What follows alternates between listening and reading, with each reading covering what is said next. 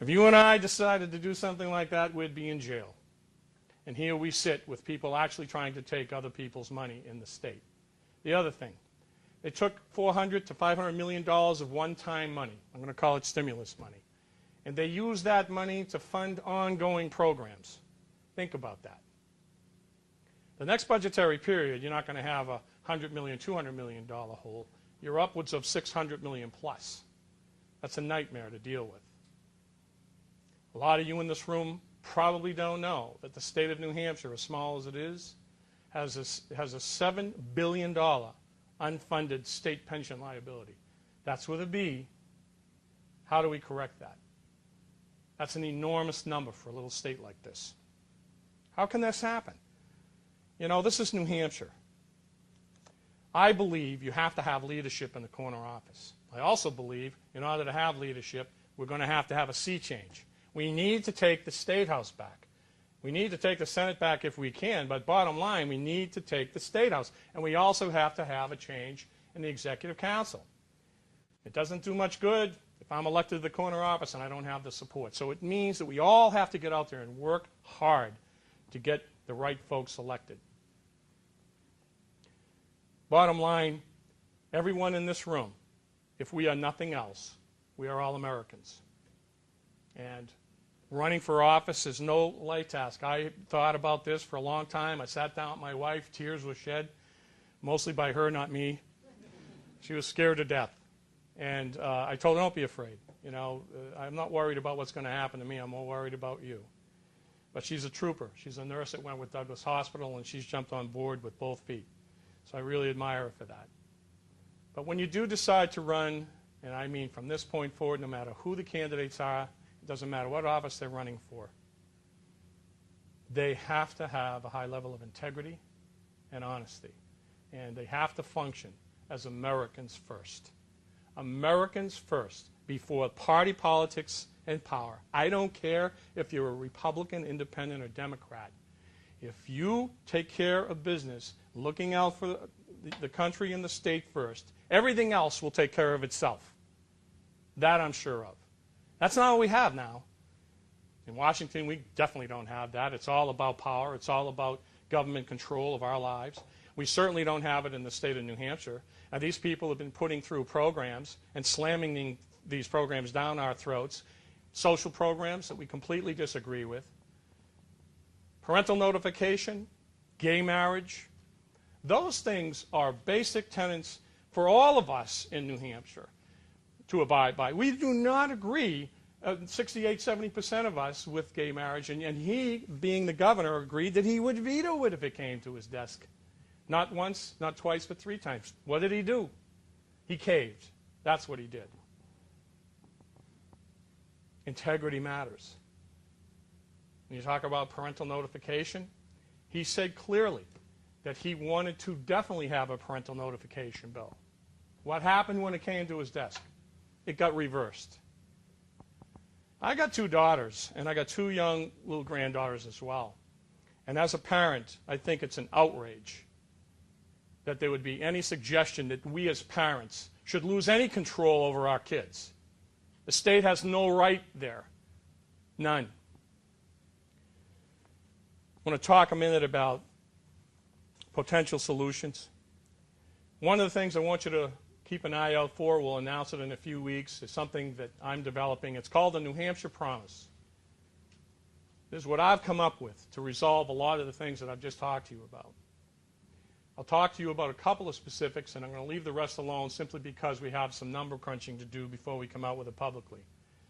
But I will tell you point blank, I'm going to work really hard to repeal the BET tax, to restructure workmen's compensation, to repeal the LLC tax, and start to get small business some breathing room. Those are my first attacks. The other thing, transparency. We have no transparency in this state. We're going to put the budget up on the internet. And we promise that within 3 days of every time we issue a check and have an expenditure, you will be able to see it. We'll put that up there too. We want feedback. There are a lot of smart folks out here. You know, New Hampshire is loaded with accountant types and finance types, so let's have them have the opportunity to give us some input too when they see the need. The other thing I'm going to look at is welfare. Welfare wasn't meant to be a way of life. It's meant to be a stopgap. It's meant to be a helping hand, to lift up for a while. New Hampshire never was a super welfare state, but it's becoming that now. So we have to look at this. We have to make cuts. That's the place that I'm going to look for some. The other thing is, since we have funded these ongoing programs with one-time money, we are going to have to look at those programs and see if there's anything there that we can cut. I do believe in tax cuts. I do believe that tax cuts produce additional revenue. I know it's a novel idea, but you know what? It's worked every single time it's been tried. And I don't know why they don't get it. The other side has no clue. Their solution always is, if they have a hole, they fill it with a tax. Nothing's going to change with those folks. So we have to change it. I believe that if we work hard and take back our state, we then can take back our government. I think one has to happen before the other. And sometimes it's going to have to be like in 2010 simultaneously, because we do have to take back Congress. But the state of New Hampshire can lead in New England. All the other states, Connecticut, New Jersey, Massachusetts, New York, all those states, they all have an income tax and sale tax. Some they may have both. And all of them are in big trouble. And all of them are experiencing a migration out. Now we're starting to see it. That's going to stop. If I'm elected and I'm in the corner office, we're going to do everything we can to bring jobs back into the state of New Hampshire. We'll provide small business incentives to come here. And I'm going to tell you all about those in another time. The other thing I want to say is, when you talk about leadership, you also talk about the willingness to make hard and tough decisions, no matter what the pressure. That I can assure you I can do. I've done it all my life. If anyone comes into the corner office and tries to blackmail me with, subsidies, and I call it blackmail money, I'll be showing them the door. I'm big enough I can do it myself. That's going to end. We've got to push back on the federal government. We've got to push back on the encroachment, the ever growing encroachment of the federal government into our lives. I believe in the 10th Amendment. And I believe in state sovereignty, and I believe in states' rights. The only rights we granted to the federal government are very small and finite. All the rest belong to us. So with me in office, you're going to get the pushback. And I think you're going to find there's a whole lot of other states that are going to do the same thing. So my feet are firmly planted. I'm a very rigid guy when it comes to this stuff. You will see tax cuts. You will see spending cuts. You will see government shrink. That's something that I promise. That's all I want to say right now. I'll open it up to anyone that wants to ask me any question at all. And I promise you, you'll get an answer. That's the other thing. Anyone?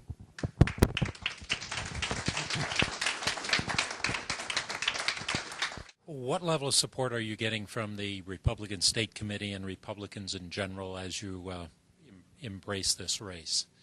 Well, one of the first things I did before I decided to do this is I went to meet the chairman.